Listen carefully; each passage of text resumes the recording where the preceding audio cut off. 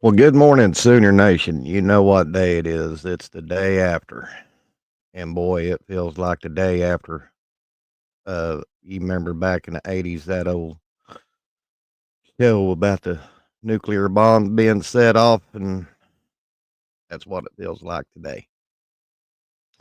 Oklahoma loses to Missouri 30-23.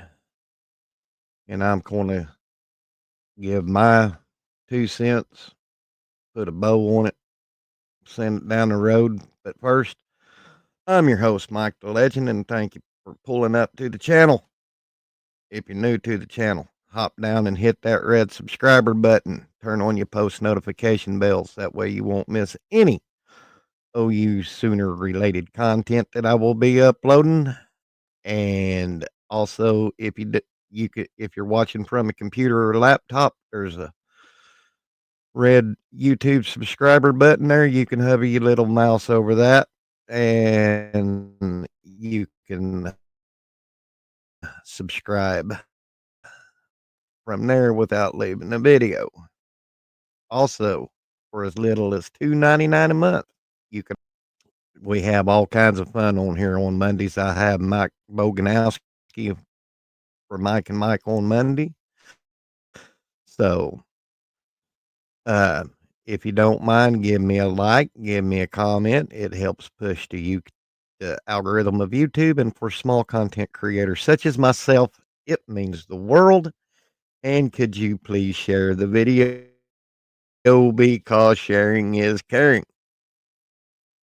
Well, last night, Oklahoma, Missouri faced off in Columbia, and it wasn't pretty. I mean, we do Zach Schmidt, 57-yard field goal, and we was on him hard last year. Uh, and what's bad is when your punter has more passing yards than your starting quarterback at that particular point. That's crazy. But what last night showed me is this. I've been saying that Joe John Finley, all he is just a band-aid for the wound. We saw him get a little better against Ole Miss. Come out and beat Maine, big whoop-de-doo dingle. That didn't impress me. But what I seen from Oklahoma last night was regression. I don't know if Joe John Finley had an earpiece in his ear and Seth Luttrell was calling the plays from afar, but last night showed me why I've been telling y'all that I do not want Joe John Finley as the offensive coordinator. He's just a band-aid for the wound right now. And in a nutshell, Oklahoma didn't play to win. Plain and simple. They look, I mean, they don't trust their quarterback to go downfield. You had you had Deion Burks and Jalil Farouk back, but why why have them in there when you ain't gonna throw them the ball? And what the hell was this Bauer Sharp on a jet sweep? What the hell is this throwing to Bauer Sharp behind the line of scrimmage? What? I'm telling you guys, Joe John Finley is not the answer to be offensive coordinator. Now, we can blame a lot. I know a lot of y'all is on the Brent Venables fire train, and rightfully so. I mean, we're not seeing any decisive decisions being made, but I'm still not there yet because I'll tell you why. I'm waiting to see what this OC hire will bring, and then I'll base my judgment off of that.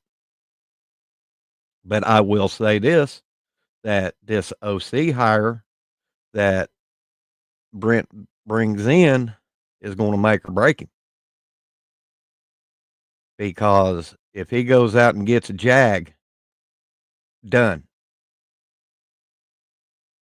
Call in the dogs, send him out of Norman.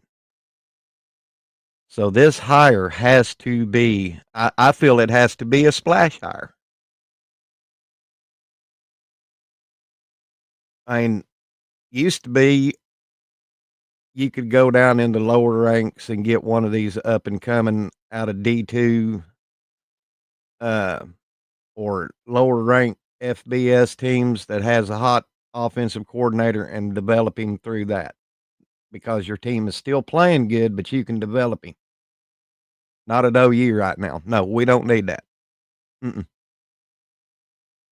We don't need because we ain't even at a developed offense. How in the hell are we going to get a low echelon FBS offensive coordinator when we got to develop him too?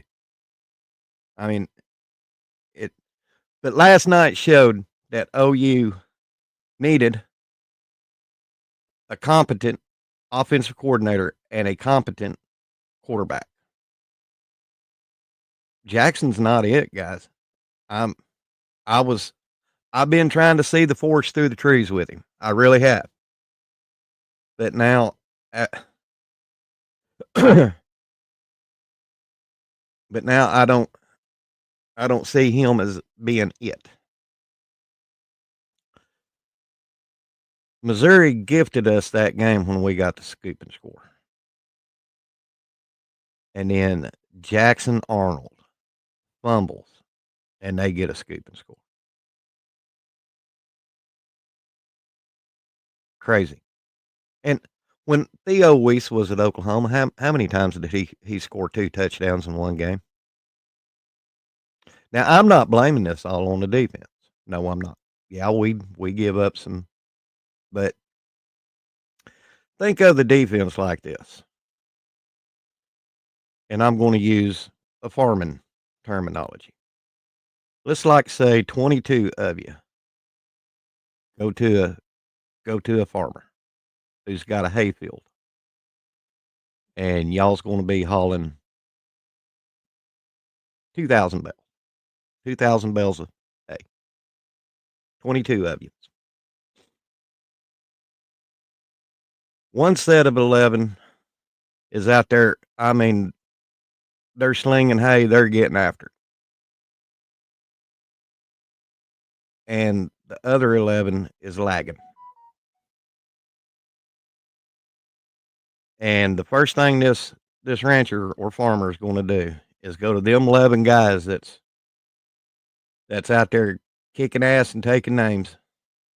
He's going to go up to them guys and he's going to say, "Okay, y'all got to pick up the slack for them 11 that's lagging."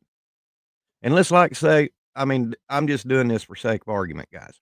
Let's like say they go over and help these guys and it takes them a day to haul. It's a big field. It's a big hay field. Well, after time, after having to pick up the slack for that other 11, these 11 men, uh, 11 guys who've been hauling hay like it ain't nobody's business is going to get tired of picking up the slack for them 11 that are lagging. That's exactly what we're seeing with OU right now. This defense is tired of picking up the slack for the offense. That's the way I see it, and I will always. Uh, now I do question Zach on a few times like last night, bringing the linebackers in and then shifting them out. I mean, I didn't understand that. Maybe you guys with football knowledge will tell me what in the hell was going on, but bring the heat in there. And that quarterback, second string quarterback, should have never ever looked like Johnny Unitas against us last night. That's my only two bitches about the defense. But other than that, defense is tired of picking up the slack, guys. It's human nature.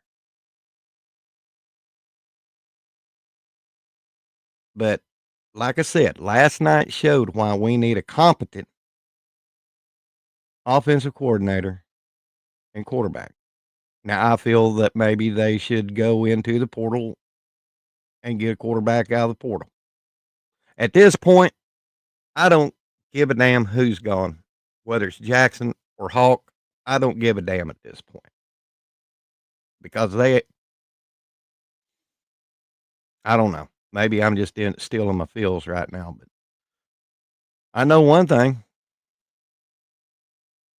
It's we got 2 games left, and I'm still 10 toes down on us beating LSU. I don't know why. The tea leaves are there that we ain't going to beat LSU, and probably not. But I'm still sticking to my guns on that. Now Alabama, don't be surprised if they come down to Norman and steamroll us.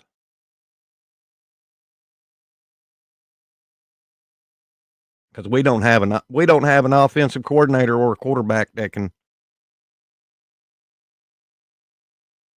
bring us any shed of light in the game. That's my 2 cents. Thank y'all. I love each and every one of you. We're at 560 subscribers. Y'all keep watching my videos. Y'all keep supporting the channel like you're doing. If it wasn't for you guys who subbed to me, this channel would never be what it is. This is the legend. We'll see you on the backside. Boomer Sooner.